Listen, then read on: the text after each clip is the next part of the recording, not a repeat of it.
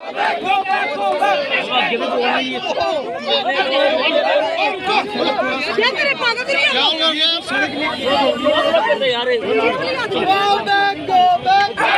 IG साहब ने भी कहा कि हमने पिछले केसों में कार्रवाइयां करी, हम आगे भी कार्रवाइयां करेंगे, गड़बड़ियों के सबूत दिखाइए।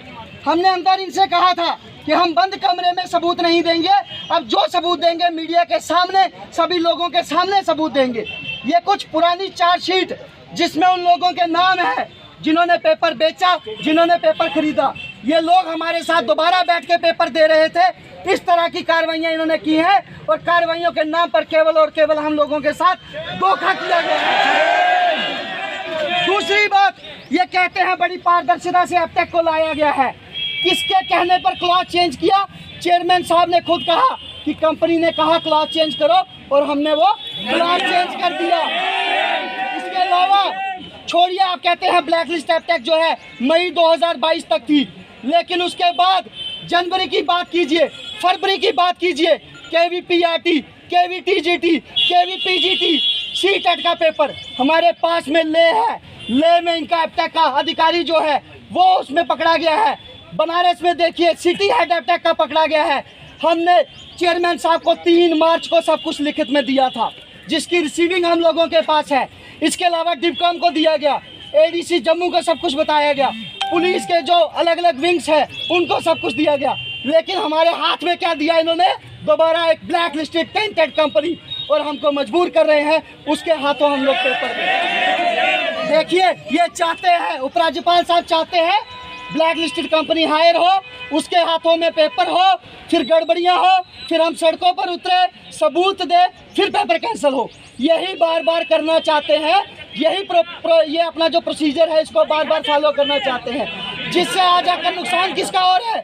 हम सब स्टूडेंट्स का नुकसान हो रहा है। राणा साहब, अब आपको इसके ऊपर जवाब देना होगा। पहला सवाल कि किसके दबाव में वो ट्वीट डिलीट हुआ, उसका जवाब जरूर दीजिए पहले।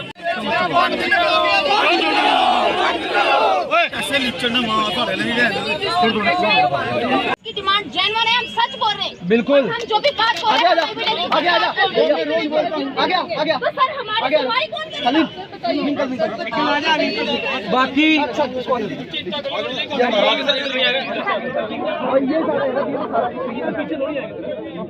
ये मुड़ेले हमारे विंकल भाई आगे बढ़ो, हम तुम्हारे साथ हैं। विंकल भाई आगे बढ़ो, हम तुम्हारे साथ हैं। तुम कितने विंकल पकड़ोगे? हर घर से विंकल निकलेगा। तुम कितने विंकल पकड़ोगे? हर घर से विंकल निकलेगा। चलो आप बोलो, आप ना बोलो, आप बोलिए। सर ने हमें अंदर ये बोला कि देखो मैं पहले भी आपके साथ था, मुझे पता है आपकी डिमांड जेन्युइन है, लेकिन ये बात कि आप कह रहे हो हमारे पास सबूत है, सबूत कहाँ है? सर ने कहा कि ये सबूत आप आगे तक क्यों नहीं भिजवाते? तो उसमें मेरी राय ये है कि हमारे सबूत रास्ते से गायब हो जाते हैं, और अगर सबूत पहुंचते भी हैं तो उन पे कोई एक्शन नहीं लिया जाता है। तो सर ने हमसे ये बोला कि आप सबूत इकट्ठे करो तो हम आपकी मीटिंग करवाएंगे। भारत माता की जय, भारत माता की जय, भारत माता की जय। Jammu Kashmir service selection board के अंतर्गत जितने भी हमारे एस्पिरेंट, मेरे भाई बहन, हमारे बेटे बेटियां जो आज यहाँ हमसे मिलने के लिए अपने इस एजिटेशन के बीच में आए, आपके जितने भी ये साथी हैं, रिंकल जी हैं, ये गुड़िया रानी हैं, रिंकल जी, जो भी जितने भी साथी हैं, साथियों, जहाँ तक मामला आप सबकी जो डिमांड है जिसके लिए आप प्रोटेस्ट कर रहे हो, वो है कि एपटेक कंपनी जो है, जो कि ब्लैक लिस्टेड हुई थी, और जब जम्मू कश्मीर में रिक्रूटमेंट के लिए अलग अलग एजेंसीज को हायर करने के लिए टेंडर किया गया और सबसे लोएस्ट टेंडर फॉल करने की वजह से जब एपटेक कंपनी को ये सारा काम दिया गया, उसके बाद आप सब लोग उस दिन से धरने पे। नहीं सर, उसमें क्लास भी चेंज किया गया, वो बताइए सुनना। और जब से एपटेक कंपनी का नाम आया है, आप सब ने जो है ये इसका विरोध किया है और आपके दिमाग में, दिल में कुछ एप्रीहेंशंस हैं, लेट मी कंप्लीट, कि कहीं जैसे पहले इस कंपनी ने कहीं घोटालेबाजी या पेपर लीक ना जैसे किया है, उस प्रकार का फ्रॉड अगर दोबारा कहीं यहाँ हो गया तो यहाँ के नौजवान, पढ़े लिखे, मेहनती, आप सबको ये लगा कि कहीं आपके साथ इनजस्टिस ना हो जाए। स्वाभाविक है, एक वो कंपनी जो ब्लैक लिस्टेड है।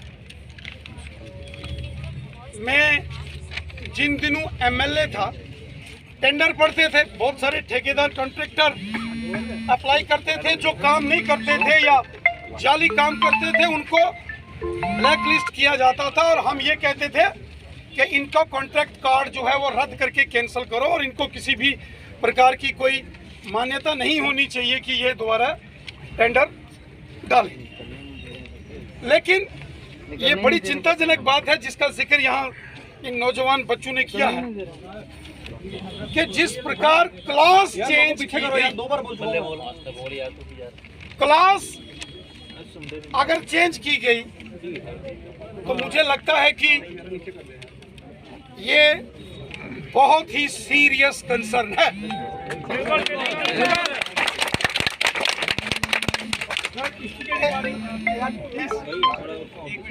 मैं आपके हर सवाल का जवाब दूंगा, पहले इन बच्चों की तो सुनो जो इतने दिनों से तड़प रहे हैं बेचारे। अच्छा, कंटिन्यू। और इसीलिए आपने देखा होगा, आपके कहने से पहले ही हमने ये कहा था कि इसकी प्रॉपर इन्वेस्टिगेशन और जांच होनी चाहिए।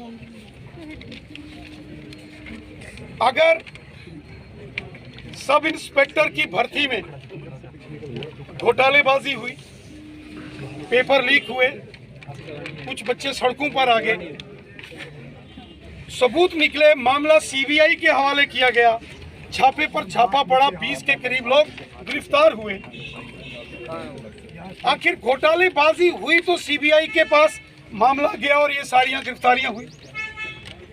और जैसे कि ये बच्चे हमारे नौजवान कह रहे हैं कि इसी कंपनी को लद्दाख में रिक्रूटमेंट के लिए टेंडर दिया गया और वहां टेंडर सर वो पूरे नेशनल लेवल का फिर से वहां गड़बड़ हो गई। सीटेट का एग्जाम लेटेस्ट। मुझे लगता है company A B C D, यहाँ तो किसी का तो कोई रिश्तेदार है नहीं। ये प्रधानमंत्री जी ने कहा, बार बार कहा, और इसलिए ये जो जब मैं यहाँ से गुजर रहा था, ये सारे बच्चे मेरे पास आए, ये हमारे बेटे बेटियां नौजवान आए, मैंने सबको अपने पास बुलाया और इनके जो कुछ साथी हैं हमारे, इनके सामने मैंने ऑनरेबल लेफ्टिनेंट गवर्नर साहब को फ़ोन करके उनसे बात करने की कोशिश की। शायद वो किसी बैठक में गए हैं और सर्विस सिलेक्शन बोर्ड के चेयरमैन साहब को भी मैंने फ़ोन लगाया इन सबके सामने। उन्होंने कहा वो 3 बजे तक बाहर हैं। मुझे लगता है ये सारे सबूत एलजी साहब ने जो मांगे हैं हमें एलजी साहब को भी देने हैं और सर्विस सिलेक्शन बोर्ड के चेयरमैन को भी देने हैं।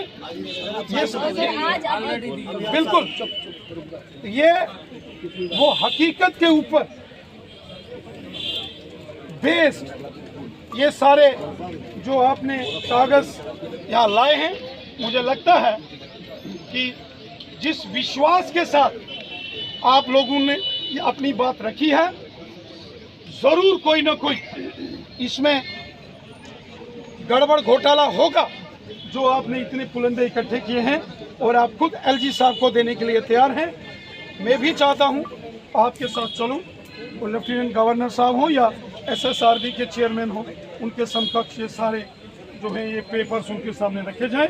जिन सबूत की बात ऑनरेबल लेफ्टिनेंट गवर्नर साहब ने की है और आपको लगता है कि ये सारे सबूत आपके पास हैं, तो ये सबूत वहाँ सबमिट करने चाहिए। जो एक छोटी सी बात, हाँ, अध्यक्ष जी जो कह रहे हैं ये एप्रीहेंशन है, अध्यक्ष जी, आप टेक्निकल लैंग्वेज यूज करिए, लेकिन ये एप्रीहेंशन नहीं है।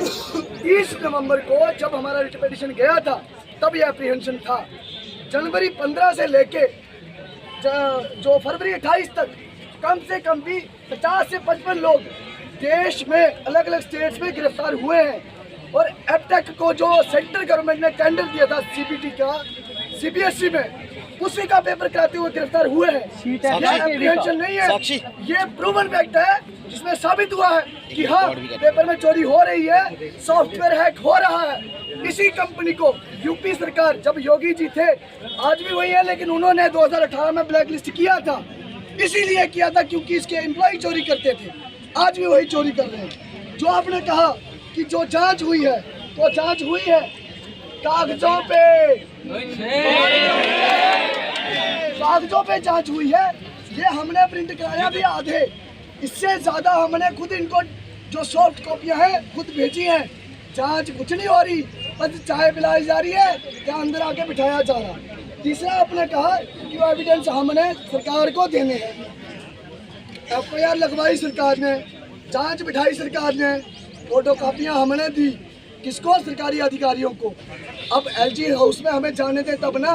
और अगर आपको वहाँ देखो, वो है एक ऐसा तंत्र, जिस समय अंग्रेज थे तो तब भी यहाँ के गवर्नर होते थे, तो वो भी रीच से दूर होते थे। आज भी वैसा है, पब्लिक की रीच से दूर है। हमें कभी अगर उनको कोई ब्यूरोक्रेट बैठ के ये बता रहा है कि लिस्टें आ चुकी हैं, इसमें धांधली होने का ये अंदेशा जता रहे हैं। भाई लिस्टें कौन सी है पूछ तो लो, कम से कम संगठन, जिस संगठन से जुड़े हो, जिस जगह तुम सरकार, जिस तरह से जिसके उपाधि में तुम बैठे हो, उसको तो बदनाम मत करो। वहाँ पे लिखा हुआ है कि भाई जो 8 से 9 पेपर जो हो गए हैं बड़े अच्छे से, उनके ऊपर सवाल उठा रहे हैं। JKPSI के आंसर की लीक हुई, हमने कहा था तो लीक हुई, बिल्कुल हमने कहा था पेपर लीक है, बाद में लीक हुई। ये एप्रीहेंशन कैसे हो सकता है? जेई का एक ही वेबसाइट से पेपर आया, हमने कहा था कि ये जो जेई का पेपर है ये लीक हो रहा है, लोग कंपनी ठीक नहीं है। एक वेबसाइट से सोर्स लीक कर दिया गया, कुछ लोगों को वो वेबसाइट पता थी। स्टेनो में ये कह रहे सब ठीक हो गया, स्टेनो में भाइयों के सेम नंबर, एक साथ रोल नंबर, कौन से JNK में हम? ये 6 महीने पहले से जब एपटेक यहाँ पे हमारे आज सवाल जो है वो प्रदेश अध्यक्ष रविंद्र रैना से किया गया है, क्या उनके आंसर से सेटिस्फाइड हैं? हमारे रविंद्र रैना साहब ऐसे बहुत बैठे, चिंता नहीं करते, 12 झूठ बैठा ना।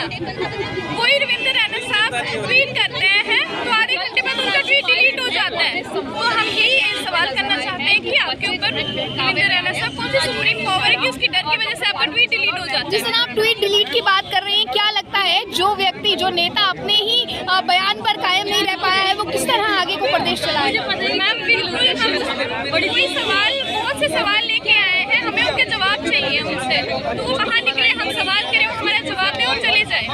हमारी बहुत छोटी सी मांग है, ये एपटेक ब्लैक लिस्टेड कंपनी है, ये कोई बहुत पुराना केस नहीं है। उस समय KVS के एग्जाम लीक होता है, जब फेब के दौरान ये एग्जाम कंडक्ट करवाए जाते हैं, ये उसी दौरान की बात है, कोई पुरानी बात नहीं है। और उसी से हमारे एग्जाम कंडक्ट करवाने जा रहे हैं ये। हमारी यही डिमांड है, भाई एपटेक को रिमूव किया जाए तो कोई अच्छी सी कंपनी कंडक्ट करवाए हमारे एग्जाम, नहीं तो गवर्नमेंट खुद ही एग्जाम कंडक्ट करवाए। चलिए।